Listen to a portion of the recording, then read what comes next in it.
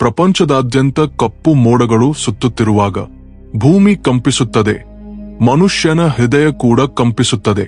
ಆ ಭಯಾನಕ ಸಮಯದಲ್ಲಿ ಒಂದೇ ಒಂದು ಧ್ವಜ ಮಾತ್ರ ತಲೆ ಎತ್ತಿ ನಿಲ್ಲುತ್ತದೆ. ಆ ಧ್ವಜದ ಹೆಸರು ಭಾರತ ದೇಶ. ಆದರೆ ಇದೀಗ ಆಕಾಶದಲ್ಲಿ ಒಂದು ಹೊಸ ಕಪ್ಪು ಮೋಡ ಕೂಡುತ್ತಿದೆ. ಅದರ ಹೆಸರು ಅಮೆರಿಕ. ಆ ಮೋಡದ ಮಧ್ಯೆ ಒಬ್ಬನೇ ನಿಂತು ಗರ್ಜಿಸುತ್ತಿದ್ದಾನೆ. ಅವನೇ ಡೊನಾಲ್ಡ್ ಟ್ರಂಪ್. ಘೋದು ಟ್ರಂಪ್ ತನ್ನ ವ್ಯಾಪಾರ ಲಾಭಗಳಿಗಾಗಿ, ತನ್ನ ರಾಜಕೀಯ ಸೇಡಿಗಾಗಿ ಒಂದು ದೊಡ್ಡ ಆಘಾತಕಾರಿ ನಿರ್ಧಾರ ತೆಗೆದುಕೊಂಡ. ಆ ನಿರ್ಧಾರ ಭಾರತವನ್ನು ಮಾತ್ರವಲ್ಲ, ಆಫ್ರಿಕಾ, ಲ್ಯಾಟಿನ್ ಅಮೆರಿಕ, ಕೆರಿಬಿಯನ್ ದೇಶಗಳನ್ನು, ಅಂದರೆ ಒಟ್ಟಾರೆ ಬಡ ಅಭಿವೃದ್ಧಿ ಹೊಂದುತ್ತಿರುವ ದೇಶಗಳ ಹೃದಯಕ್ಕೆ ಗಾಯ ಮಾಡಿತು. ಆಗಸ್ಟ್ 2025 ಆ ದಿನ ಭಾರತಕ್ಕೆ ಕಪ್ಪು ದಿನ.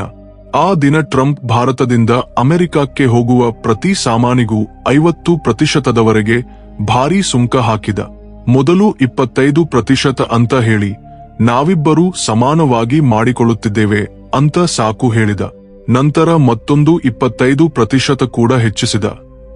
ರಷ್ಯಾದಿಂದ ತೈಲ ಖರೀದಿಸಿದ್ದೀಯಲ್ಲ ಅಂತ ಒಂದು ಕಾರಣ ಹೇಳಿದ. ಆದರೆ ನಿಜವಾದ ಸತ್ಯ ಎಲ್ಲರಿಗೂ ಗೊತ್ತು. ಇದು ಅನ್ಯಾಯ. ಇದು ಒಂದೇ ಪಕ್ಷದ ದಾಳಿ. ಇದರಲ್ಲಿ ಯಾವುದೇ ತರ್ಕವಿಲ್ಲ. ಭಾರತ ದೇಶ ಹೊರಗೆ ಕಳುಹಿಸುವ ಸಾಮಾನುಗಳು, ಚಿನ್ನದ ಆಭರಣಗಳು, ಬಟ್ಟೆಗಳು, ಶೂಗಳು, ರಾಸಾಯನಿಕಗಳು, ಇವೆಲ್ಲ ಒಂದೇ ಸಾರಿ ಹೊಡೆತ ಬಿದ್ದವು. $48 ಬಿಲಿಯನ್ ಭವಿಷ್ಯದ ರಫ್ತುಗಳು ಒಂದೇ ಸಾರಿ ಅಪಾಯದಲ್ಲಿ ಬಿದ್ದವು. ಈಗ ನೀವು ಆಲೋಚಿಸಬಹುದು, ಭಾರತ ಅಂದಿನಿಂದ ಏನು ಮಾಡಿತು? ಅದೇ ಸುಂಕಗಳನ್ನು ಹಾಕಿ ಪ್ರತೀಕಾರ ತೀರಿಸಿಕೊಂಡಿತೆ. ಅಮೆರಿಕ ಸಾಮಾನುಗಳು ಬರದಂತೆ ಬಾಗಿಲು ಮುಚ್ಚಿತೆ. ಏನೂ ಇಲ್ಲ. ಭಾರತ ಮತ್ತೆ ತನ್ನ ಮಾನವತ್ವವನ್ನು ತೋರಿಸಿತು. ಟ್ರಂಪ್ ತನ್ನ ಟ್ರೂತ್ ಸೋಷಲ್ ಅಂತ ಆಪ್ನಲ್ಲಿ ಇಂಡಿಯಾ ಮೋಸ ಮಾಡುತ್ತಿದೆ ಅಂತ ಕೂಗಾಡುತ್ತಿರುವಾಗ ಭಾರತ ನಿಶ್ಶಬ್ದವಾಗಿ ದಕ್ಷಿಣ ಅಮೆರಿಕ ದೇಶಗಳ ಸಹೋದರರ ಕಡೆಗೆ ಕೈ ಚಾಚಿತು. ಅಲ್ಲಿಂದಲೇ ಮಾನವತ್ವ ಅಂತ ಮಹಾಕತೆ ಶುರುವಾಯಿತು. ಒಂದು ರಾತ್ರಿ ಹರಿಕೇನ್ ಮೆಲಿಸಾ ಅಂತ ಭಯಂಕರ ಚಂಡಮಾರುತ ಜಮೈಕಾ, ಕ್ಯೂಬಾ ದೇಶಗಳನ್ನು ಒಡೆದು ಹಾಕಿತು. ಮನೆಗಳು ಹಾರಿ ಹೋದವು, ರಸ್ತೆಗಳು ನದಿಗಳಾದವು. ಜಮೈಕಾ ಬಹುತೇಕ 60% ಕತ್ತಲಲ್ಲಿ ಮುಳುಗಿತು. 50ಕ್ಕಿಂತ ಹೆಚ್ಚು ಜನ ಪ್ರಾಣ ಕಳೆದುಕೊಂಡರು. ಆ ಸಮಯದಲ್ಲಿ ಪ್ರಪಂಚ ಪೊಲೀಸ್ ಅಂತ ಹೇಳಿಕೊಳ್ಳುವ ಅಮೆರಿಕ ಎಲ್ಲಿದೆ? ಟ್ರಂಪ್ ಸುಂಕಗಳ ರಾಜಕಾರಣದಲ್ಲಿ ಮುಳುಗಿದ್ದ. ಆದರೆ ನಮ್ಮ ವಿದೇಶಾಂಗ ಸಚಿವ ಡಾಕ್ಟರ್ ಎಸ್ ಜೈಶಂಕರ್ ಎಕ್ಸ್ನಲ್ಲಿ ಒಂದು ಪೋಸ್ಟ್ ಹಾಕಿದರು. ನ್ಯೂ ಡಿಲ್ಲಿಯಿಂದ ಭಾರತೀಯ ವಾಯುಪಡೆಯ ವಿಶೇಷ ವಿಮಾನ ಹೊರಡುತ್ತಿದೆ. 20 ಟನ್ಗಳ ಸಹಾಯ. ಆ 20 ಟನ್ಗಳಲ್ಲಿ ಏನಿತ್ತು? ಔಷಧಗಳು, ಆಹಾರ, ವಿದ್ಯುತ್ ಜನರೇಟರ್ಗಳು, ಶುದ್ಧ ನೀರಿನ ಕಿಟ್ಗಳು, ಗುಡಾರಗಳು, ಪ್ಲಾಸ್ಟಿಕ್ ಶೀಟ್ಗಳು. ಒಂದೇ ಮಾತಲ್ಲಿ ಹೇಳಬೇಕೆಂದರೆ ರಡೆದು ಹೋದ ಜೀವನಗಳನ್ನು ಮತ್ತೆ ಕಟ್ಟುವ ಪ್ರತಿ ವಸ್ತುವು. ಇದು ಯಾರಿಗೂ ಡ್ರಾಮಾ ಮಾಡಿ ಸಹಾಯ ಮಾಡಿದ್ದಲ್ಲ. ಇದು ಭಾರತದ ಮಾನವತ್ವದ ಜವಾಬ್ದಾರಿ. ಸ್ನೇಹಿತರೆ, ಇದು ಗಡಿಯುದ್ಧವಲ್ಲ. ಇದು ಹಣದ ಮೇಲೆ, ಅಹಂಕಾರದ ಮೇಲೆ ನಡೆಯುತ್ತಿರುವ ಯುದ್ಧ. ಒಂದು ಕಡೆ ಟ್ರಂಪ್ ಅಮೆರಿಕ ಮೊದಲು ಅಂತ ಕೂಗುತ್ತಿದ್ದಾನೆ. ಮತ್ತೊಂದು ಕಡೆ ಭಾರತ ಸ್ವಯಂಪೂರ್ಣ ಭಾರತ ಅಂತ ನಿಂತಿದೆ.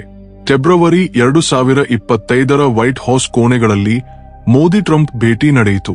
ಎರಡು ದೇಶಗಳ ನಡುವೆ ವಾರ್ಷಿಕ ವ್ಯಾಪಾರವನ್ನು $500 ಬಿಲಿಯನ್ ಹೆಚ್ಚಿಸುವ ಗುರಿ ಪ್ರಕಟಿಸಿದರು. ಪ್ರಪಂಚವೇ ಸಂತೋಷಪಟ್ಟಿತು. ಇಬ್ಬರೂ ನಾಯಕರ ಕೈಗಳು ಕೂಡಿದ ಆ ಫೋಟೋಗಳು ಸೋಷಿಯಲ್ ಮೀಡಿಯಾದಲ್ಲಿ ವೈರಲ್ ಆದವು. ಇನ್ನು ಹೊಸ ಚಿನ್ನದ ಅಧ್ಯಾಯ ಶುರುವಾಗುತ್ತದೆ ಅಂತ ಎಲ್ಲರೂ ಆಶಿಸಿದರು. ಆದರೆ ಟ್ರಂಪ್ ಮನಸ್ಸಿನಲ್ಲಿ ಬೇರೆಯೇ ಲೆಕ್ಕಗಳು ನಡೆಯುತ್ತಿದ್ದವು. ಏಪ್ರಿಲ್ ತಿಂಗಳಲ್ಲೇ ಮೊದಲ ಹೊಡೆತ ಬಂತು. ಆ 25% ಸುಂಕಗಳು ಹಾಕಿದ. ಜುಲೈಗೆ ಒತ್ತಡ ಮತ್ತಷ್ಟು ಹೆಚ್ಚಾಯಿತು. ಆಗಸ್ಟ್ ಮೊದಲ ವಾರದಲ್ಲಿ 50% ಸುಂಕಗಳ ಬಾಂಬ್ ಪೂರ್ತಿ ಸಿಡಿಯಿತು. ಅಧಿಕೃತ ಸಾಕು, ರಷ್ಯಾದಿಂದ ತೈಲ ಖರೀದಿಸಿದ್ದೀಯಲ್ಲ ಅಂತ. ಆದರೆ ನಿಜ ಕಾರಣ ರಾಜಕೀಯ ಸೇಡು ಮಾತ್ರ. ಭಾರತ ಟ್ರಂಪ್ ಮಧ್ಯಪ್ರವೇಶದ ಪ್ರಸ್ತಾಪವನ್ನು ಸ್ಪಷ್ಟವಾಗಿ ತಿರಸ್ಕರಿಸಿತು. ಭಾರತ ಪಾಕಿಸ್ತಾನ ಸಮಸ್ಯೆಯಲ್ಲಿ ಅಮೆರಿಕ ಮಧ್ಯೆ ಬರಬಾರದು ಅಂತ. ಬ್ರಿಕ್ಸ್ ಸಮಾವೇಶಗಳಲ್ಲಿ ತನ್ನ ಸ್ವತಂತ್ರ ನೀತಿಯನ್ನು ಗಟ್ಟಿಯಾಗಿ ನಿಲ್ಲಿಸಿಕೊಂಡಿತು. ರಷ್ಯಾದಿಂದ ಕಡಿಮೆ ಬೆಲೆಯ ತೈಲ ಖರೀದಿಸಿ ತನ್ನ ಜನರ ಜೇಬುಗಳಿಗೆ ರಕ್ಷಣೆ ಕೊಟ್ಟಿತು. ಟ್ರಂಪ್ ಬಯಸಿದ್ದು ಒಂದೇ, ಭಾರತ ತನ್ನ ಗೊಂತಿನಲ್ಲಿ ನಡೆಯಬೇಕು. ಆದರೆ ಭಾರತ ನಡೆಯಲಿಲ್ಲ. ಇದು ಕೇವಲ ಎರಡು ದೇಶಗಳ ರಾಜಕೀಯ ಜಗಳ ಮಾತ್ರವಲ್ಲ. ಇದು ಒಳ್ಳೆಯತನ ಕೆಟ್ಟತನದ ನಡುವೆ ಒಂದು ದೊಡ್ಡ ಯುದ್ಧ. ಒಂದು ಕಡೆ ಟ್ರಂಪ್ ಲೋಭ, ಬೆದರಿಕೆಗಳು, ಹಣದ ಆಟಗಳು. ಮತ್ತೊಂದು ಕಡೆ ಭಾರತ ಮಾನವತ್ವ, ಸ್ವಾಭಿಮಾನ, ಸ್ವತಂತ್ರ ನಿರ್ಧಾರಗಳು. 50% ಸುಂಕಗಳಿಂದ ಭಾರತದ ರಫ್ತುಗಳಲ್ಲಿ 70% ಹೊಡೆತ ಬಿದ್ದರೂ ಭಾರತ ಹಿಂದೆ ಸರಿಯಲಿಲ್ಲ. ಬದಲಿಗೆ ದಕ್ಷಿಣ ಅಮೆರಿಕ, ಕೆರಿಬಿಯನ್ ದೇಶಗಳೊಂದಿಗೆ ಪಕ್ಕಪಕ್ಕ ನಿಂತು ಒಂದೇ ಸಂದೇಶ ಕೊಟ್ಟಿತು: ಹಣದ ವ್ಯಾಪಾರದಲ್ಲಿ ಸೋತರು, ಮಾನವತ್ವದಲ್ಲಿ ಗೆಲ್ಲುತ್ತೇವೆ. ಟ್ರಂಪ್ ತನ್ನ ಸೋಷಿಯಲ್ ಮೀಡಿಯಾ ಖಾತೆಯಲ್ಲಿ ಇಂಡಿಯಾ ನಮ್ಮ ಟ್ರೇಡ್ ಬ್ಯಾಲೆನ್ಸ್ನು ಹಾಳು ಮಾಡಿದೆ ಅಂತ ಪ್ರತಿದಿನ ಕೂಗಾಡುತ್ತಾ ಪೋಸ್ಟ್ಗಳು ಹಾಕುತ್ತಿದ್ದಾನೆ.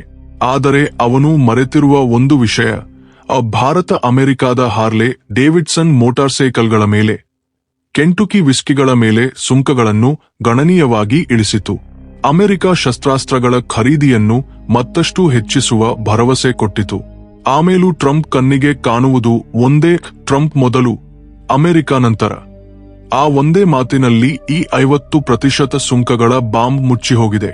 ಅಮೆರಿಕ ಸುಂಕಗಳ ರಾಜಕಾರಣದಲ್ಲಿ ಮುಳುಗಿರುವಾಗ ಭಾರತ ಮಾನವತ್ವ ಅಂತ ಹಡಗು ಹತ್ತಿ ಕಡಿಮೆ ಹೆಸರುಗಳ ದೇಶಗಳ ಕಡೆಗೆ ಧಾವಿಸಿತು. ಆ ದೇಶಗಳ ಹೃದಯಗಳು ಇನ್ನೂ ಭಾರತಕ್ಕಾಗಿ ಡಪ್ಪು ಕೊಡುತ್ತಿವೆ. ಅಕ್ಟೋಬರ್ 2025 ಅಫ್ಘಾನಿಸ್ತಾನದಲ್ಲಿ ಭೂಕಂಪ. ಮಜಾರಿ ಶರೀಫ್, ಬಾಲ್ಕ್, ಸಮಂಗನ್, ಬಲ್ಗಾನ್ ಪ್ರದೇಶಗಳಲ್ಲಿ ಭೂಮಿ ಸಿಡಿಹೋಯಿತು. 20ಕ್ಕಿಂತ ಹೆಚ್ಚು ಜನ ಸಾವು ಬರೆದರು.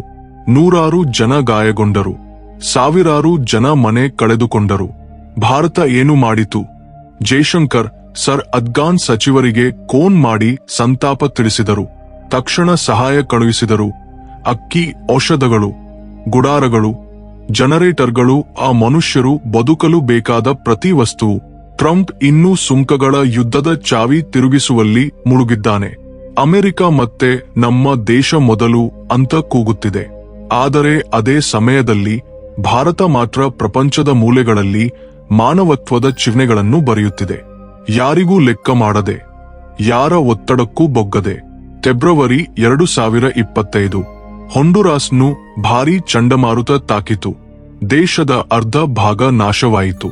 ರಸ್ತೆಗಳು ಒಡೆದು ಹೋದವು, ಮನೆಗಳು ಕುಸಿದವು, ಆಸ್ಪತ್ರೆಗಳು ಮುಚ್ಚಿಹೋದವು. ಜನರು ರಸ್ತೆಗಳಲ್ಲೇ ಮಲಗಿದರು. ಭಾರತ ಅಲ್ಲಿಗೆ ತಲುಪಿತು. 26 ಟನ್ಗಳ ವೈದ್ಯಕೀಯ ಸಾಮಗ್ರಿ, ರಿಲೀಫ್ ಕಿಟ್ಗಳು, ತಾತ್ಕಾಲಿಕ ಆಶ್ರಯ ಟಾರ್ಪಾಲಿನ್ಗಳು, ನೀರು ಶುದ್ಧೀಕರಣ ಔಷಧಗಳು. ಒಂದೇ ಮಾತಲ್ಲಿ ಹೇಳಬೇಕೆಂದರೆ ಜೀವನವನ್ನು ಮತ್ತೆ ಕೊಟ್ಟಿತು. ಜನವರಿ 2025 ವನಾಟು ದ್ವೀಪದಲ್ಲಿ ಭೂಕಂಪ ಬಂತು. ಗ್ರಾಮಗಳು ಮಣ್ಣಿನಲ್ಲಿ ಮಿಶ್ರವಾದವು. ಮಕ್ಕಳು ತಾಯಂದಿರ ಕೋಸಂ ರಸ್ತೆಗಳಲ್ಲಿ ಅಳುತ್ತಾ ತಿರುಗಾಡಿದರು. ಭಾರತ ಕಳುಹಿಸಿತು $5 ಲಕ್ಷ ಸಹಾಯ. ಆ ಹಣದಿಂದ ಆಸ್ಪತ್ರೆಗಳು ಮತ್ತೆ ಒಡೆದವು. ಮಕ್ಕಳಿಗೆ ಆಹಾರ ಸಿಕ್ಕಿತು. ಗಾಯಾಳುಗಳಿಗೆ ಚಿಕಿತ್ಸೆ ದೊರಕಿತು. ಡಿಸೆಂಬರ್ 2024 ಲೆಸೋತೋದಲ್ಲಿ ಕ್ಷಾಮ ಬಂತು. ಮಕ್ಕಳು ಹಸಿವಿನಿಂದ ಸಾಯುತ್ತಿದ್ದರು. ತಾಯಂದಿರು ಮಕ್ಕಳನ್ನು ಎತ್ತಿಕೊಂಡು ಅಳುತ್ತಾ ನಿಂತರು. ಭಾರತ ಕಳುಹಿಸಿತು 1,000 ಟನ್ಗಳ ಅಕ್ಕಿ. ಆ ಅಕ್ಕಿ ಆ ದೇಶದಲ್ಲಿ ಲಕ್ಷಾಂತರ ಜನರ ಪ್ರಾಣ ಕಾಪಾಡಿತು. ಆ ಅಕ್ಕಿ ಹೊಟ್ಟೆ ತುಂಬಿಸಿತು. ಆ ಅಕ್ಕಿ ಆಶೆಗಳನ್ನು ತುಂಬಿಸಿತು. ಇವು ಕೇವಲ ಸಂಖ್ಯೆಗಳಲ್ಲ, ಇವು ಭಾರತದ ಮಾನವತ್ವಕ್ಕೆ ಗುರುತುಗಳು. ಟ್ರಂಪ್ ಲೋಭ, ಸೇಡಿನ ರಾಜಕಾರಣಗಳನ್ನು ಈ ಸಹಾಯ ಮೀರಿಹೋಯಿತು. ಅಮೆರಿಕ ಆಂಕ್ಷೆಗಳಲ್ಲಿ ಕಟ್ಟಿಹಾಕಿದ ದೇಶಗಳಿಗೆ ಭಾರತ ಕೈ ಚಾಚುತ್ತಿದೆ. ಕ್ಯೂಬಾ, ಜಮೈಕಾ, ಹರಿಕೇನ್ ಮೆಲಿಸಾ ಶಿಥಿಲಗಳ ಮಧ್ಯೆ ನಿಂತರೆ ಭಾರತದ ಸಹಾಯ ಅಲ್ಲಿ ಕಾಣುತ್ತದೆ. ಯಾರೂ ನಿರೀಕ್ಷಿಸದ ಜಾಗದಲ್ಲಿ ಭಾರತ ಆಶಾಕಿರಣ ನೀಡುತ್ತಿದೆ. ಇದೇ ಭಾರತ, ಇದೇ ನಾವು, ಇದೇ ನಮ್ಮ ಹೃದಯದಲ್ಲಿರುವ ಕರುಣೆ. ಟ್ರಂಪ್ ಸುಂಕಗಳು ಹಾಕುತ್ತಾನೆ, ಭಾರತ ಪ್ರಾಣಗಳನ್ನು ಕಾಪಾಡುತ್ತದೆ. ಯಾರು ಗೆಲ್ಲುತ್ತಿದ್ದಾರೆ ಅಂತ ಇತಿಹಾಸವೇ ಹೇಳುತ್ತದೆ. ಡಾಕ್ಟರ್ ಎಸ್ ಜೈಶಂಕರ್ ಸರ್ ಒಂದೇ ಮಾತಿನಲ್ಲಿ ಪ್ರಪಂಚ ರಾಜಕಾರಣದಲ್ಲಿ ಭಾರತವನ್ನು ಶಿಖರಕ್ಕೆ ಕೊಂಡೊಯ್ದರು. ಆ ಮಾತು ಏನೆಂದರೆ, ಭಾರತ ಯಾವಾಗಲೂ ತನ್ನ ಗ್ಲೋಬಲ್ ಸೌತ್ ಸಹೋದರರೊಂದಿಗೆ ನಿಲ್ಲುತ್ತದೆ ಅಂತ. ಈ ಒಂದೇ ವಾಕ್ಯ ಅಮೆರಿಕ ಅಧ್ಯಕ್ಷ ಡೊನಾಲ್ಡ್ ಟ್ರಂಪ್ ಕಿವಿಗಳಲ್ಲಿ ಬಾಣದಂತೆ ಚುಚ್ಚಿತು. ಏಕೆಂದರೆ ಟ್ರಂಪ್ ಆಫ್ರಿಕಾ ಖಂಡದ ದೇಶಗಳನ್ನು, ಲ್ಯಾಟಿನ್ ಅಮೆರಿಕ ದೇಶಗಳನ್ನು, ಏಷ್ಯಾದ ಸಣ್ಣ ದೇಶಗಳನ್ನು ಅವಮಾನಕರವಾಗಿ ಅಲಕ್ಷಿಸಿ ಅಸಭ್ಯ ಪದಗಳಿಂದ ಕರೆದ.